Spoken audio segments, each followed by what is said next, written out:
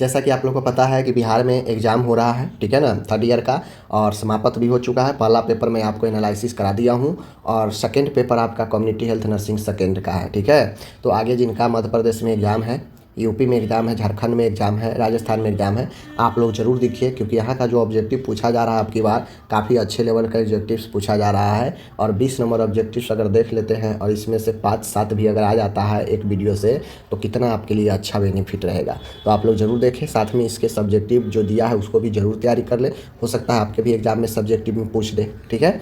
तो चलिए, मेरा मकसद है कि आपका एग्ज़ाम किसी भी तरीक़ा से अच्छे से तैयारी हो जाए और जो भी क्वेश्चन अभी आ रहा है उसको ज़रूर आप कंप्लीट करें, ठीक है। सब जगह सिलेबस इक्वल रहता है, तो इसलिए आप लोग के लिए भी ज़रूरी है। चलिए देखते हैं। देखिए, पहला ग्रुप में तो पूछा है कि भाई यहाँ पे किन्हीं दो को उत्तर देना है, ठीक है ना। पहला प्रश्न है एमसीएच के बारे में पढ़ा चुके हैं। एमसीएच के क्या क्या उद्देश्य है सूचीबद्ध करना है, ठीक है। एमसीएच सेवा में नर्स की भूमिका, क्या ये क्वेश्चन हम इम्पोर्टेंट क्वेश्चन में नहीं दिए थे। लॉन्ग क्वेश्चन हो गया यहाँ पे 15 नंबर का, ठीक है। दूसरा है अंतर्राष्ट्रीय स्वास्थ्य एजेंसियों की सूचीबद्ध करना है, जैसे WHO, यूनिसेफ, ठीक है, रेड क्रॉस सोसाइटी, समझ गए। तो तमाम ऐसे इंटरनेशनल एजेंसी के नाम लिखना था और यूनिसेफ के बारे में डिटेल से लिखना था। तो कितना आसान था, 15 नंबर, ठीक है। आगे बढ़ते हैं। आगे है यहाँ पे राज्य स्तरीय स्वास्थ्य प्रशासन की संरचना लिखे, यानी स्टेट लेवल पर यह जो है आपसे पूछा जा रहा है और स्टेट लेवल पर इसके कार्य को लिखना है। तो सब क्वेश्चन हम इम्पोर्टेंट में भी दिए हैं, आप इसको नहीं तैयारी करेंगे स्टेट लेवल पर, ठीक है, नहीं तैयारी करेंगे, यूनिसेफ WHO भी हम दिए थे, नहीं पढ़ेंगे तो कहाँ से होगा। कोई दो ही तो लिखना था जो आसान लगे, 15-15 नंबर, 30 नंबर। अब आता है यहाँ पे 15 नंबर का क्वेश्चन था, ठीक है ना। कोई एनी फाइव लिखना था, ठीक है ना। जैसे इमरजेंसी एम्बुलेंस सर्विस, आपातकालीन एम्बुलेंस सेवा के बारे में लिखना था कि आपातकालीन एम्बुलेंस सेवा का क्या क्या जो है रोल होता है, ठीक है। नर्स आशा की भूमिका लिखना है, सब पढ़ा दिए हैं, ठीक है। उसके बाद जननी सुरक्षा कार्यक्रम के बारे में लिखना है, ठीक है ना। उसके बाद जो है राष्ट्रीय वेक्टर जनित रोग कार्यक्रम के बारे में लिखना है, ठीक है। परिवार नियोजन के तरीके के बारे में लिखना है। जेडियाट्रिक नर्सिंग में सामुदायिक स्वास्थ्य के नर्स की भूमिका बताना है। तो 5 ही तो लिखना था, सब जो 5 हम बता चुके थे उसको यहाँ पे लिख देना था। राष्ट्रीय जल आपूर्ति एवं स्वच्छता कार्यक्रम तो दिया है आपका यहाँ पे 7, लेकिन लिखना था कोई 5 ही, तो कितना आसान था। चलिए आगे बढ़िए। ये तो हो गया सब्जेक्टिव। अब ऑब्जेक्टिव देख लीजिए। कहता है प्रति 1000 पुरुषों पर महिलाओं की संख्या को डैश कहा जाता है। अगर फिलअप में पूछता तो डैश कहा जाता है।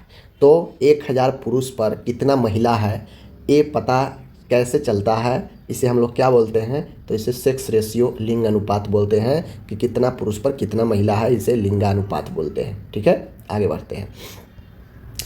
कहता है समान अपेक्षा से अधिक एक समुदाय में रोग का प्रकोप जो है डैश कहलाता है, यानी नॉर्मल से समान से अपेक्षाकृत अधिक कोई बीमारी का रोग प्रकोप एक समुदाय में अगर होने लगे तो उसे क्या बोलते हैं, एपिडेमिक बोलते हैं, महामारी बोलते हैं। बात समझ गए।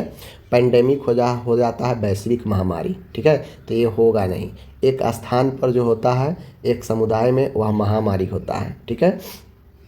आगे है यहाँ पे देख लीजिए, क्वेश्चन है, कहता है आयरन और फॉलिक एसिड टैबलेट के बेहतर एब्सॉर्प्शन के लिए, अब्सॉर्प्शन के लिए साथ में क्या लिया जाना चाहिए। यानी अगर आयरन और फॉलिक एसिड के टैबलेट लेते हैं तो उसके बेहतर तरीके से शरीर में घुलने के लिए साथ में क्या लेना चाहिए, तो साथ में कैल्शियम नहीं, ठीक है। साथ में साइट्रस फ्रूट का, यानी खट्टे जो होता है विटामिन C के स्रोत वाला, जैसे लेमन जूस हो गया, ठीक है ना, सिट्रस फल हो गया, ये सब आप लेंगे तो ज़्यादा ऑब्जर्व जल्दी होगा, ठीक है। आगे है तपेदिक के उपचार के लिए निम्न में से कौन सी दवा दी जाती है। तो देखिए, क्लोरोक्विन मलेरिया के लिए, पेनिसिलिन एंटीबायोटिक है, रिफाम्सिन आपका राइट होगा, ठीक है ना। रिफाम्सिन टीबी में चलता है। आगे है यहाँ पे भारत में पंचवर्षीय योजनाएं कब से शुरू की गई, तो आपको मैं पढ़ा चुका हूँ। भारत में पंचवर्षीय योजना 1951 से शुरू की गई, ठीक है ना।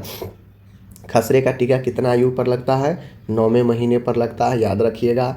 आगे है यहाँ पे स्वास्थ्य योजना इस पर आधारित है, यानी हेल्थ प्लानिंग किस पर आधारित होता है, तो आदमी के ज़रूरत पर, यानी मानवीय आवश्यकता और मूल आवश्यकता बेसिक नीड, इन दोनों पर आधारित होता है स्वास्थ्य योजना, ठीक है ना। आगे है पंचायती राज की किस इकाई का मुखिया सरपंच होता है। कहता है पंचायती राज की किस इकाई का मुखिया जो है सरपंच होता है, तो ग्राम पंचायत का मुखिया सरपंच होता है, ठीक है ना। आगे है भारत में CAR केयर, ठीक है ना, केयर का शुरुआत भारत में कब हुआ, तो 1950 में, याद रखिएगा। भारत में ये जो केयर अपना काम करना शुरू किया यह 1950 में, ठीक है। चलिए आगे बढ़ते हैं। आगे कहता है इंडियन रेड क्रॉस सोसाइटी की भूमिका क्या है, तो इंडियन रेड क्रॉस सोसाइटी की भूमिका जो है वह यही है कि यह आपदा में मदद करता है और स्वास्थ्य सेवा प्रदान करता है। तो इसका मेन काम आपदा में राहत देना, सेवा देना, स्वास्थ्य सेवा देना, ठीक है। चलिए अब हो गया वहाँ पे 10 समापत चुनने वाला MCQ। अब यहाँ पे आते हैं फिल इन द ब्लैंक में। कहता है भोर committee was formed in the year, किस वर्ष गठन किया गया था, तो गठन की बात करेगा भोर कमेटी तो 1943 में, ठीक है, 1943 में। लेकिन बनने की अपनी रिपोर्ट भोर कमेटी ने जब तैयार किया, सबमिट किया, वह 1946 में किया, ठीक है। तो याद रखिएगा यहाँ पे क्या होगा, 1943 होगा। केंद्र सरकार स्वास्थ्य योजना वर्ष में शुरू की गई। The central government health scheme यानी CGHS was introduce in the 1954 में, ठीक है, 1954 में इंट्रोड्यूस किया CGHS, ठीक है, याद रखिएगा। आगे है यहाँ पे the national institute of Ayurveda in located at Jaipur, यह जयपुर में है, ठीक है, याद रखिएगा। कहाँ है, जयपुर में। राष्ट्रीय आयुर्वेद संस्थान जयपुर में है, राजस्थान में, याद रखिएगा। बहुत लोग दिल्ली लिखे होंगे, गलत है।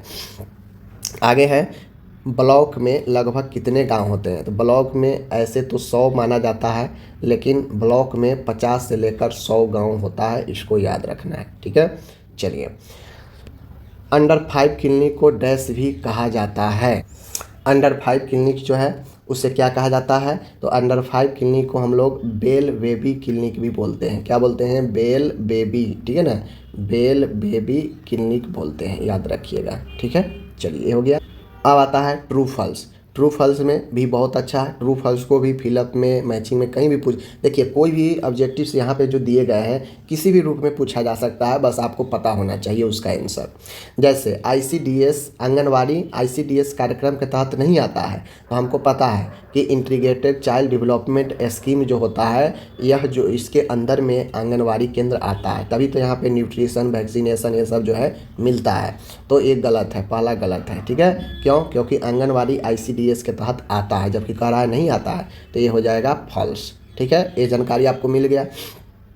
आगे बढ़िए। आगे है ब्लॉक हेल्थ एजुकेटर PHC का प्रभारी होता है, गलत। PHC के प्रभारी कौन होता है, MO होता है, याद रखिएगा, MO मेडिकल ऑफिसर। जापानी एन्सेफ्लाइटिस एक जूनेटिक बीमारी है, तो बिल्कुल है। जापानी एन्सेफ्लाइटिस जो होता है जूनेटिक मतलब जो कीट पतंग जो होता है आपका जानवर होता है उसके काटने से होता है, तो वही कह रहा है, बात सही है। कहता है community health centre consist of 10 bed, तो ये गलत है, क्योंकि इंडिया में CHC के अंदर कम से कम 30 बेड रखा गया है, ठीक है, 30 बेड, 10 बेड नहीं रखा गया है, ये सब पढ़ा चुके हैं। चलिए आगे है। कहता है यहाँ पे विलेज हेल्थ गाइड VHG ग्राम स्वास्थ्य गाइड योजना अक्टूबर 1977 में शुरू की गई, तो ये भी हम पढ़ाए हैं पहले VHG कब शुरू हुआ, तो ये सही है, ठीक है, 1977 में शुरू की गई, ओके। चलिए अब यहाँ पे 10 नंबर का ये जो पूछा है यह आपका फुल फॉर्म है, तो आप फुल फॉर्म जो है आप देख लीजिएगा, ठीक है, वीडियो बड़ा हो जाएगा।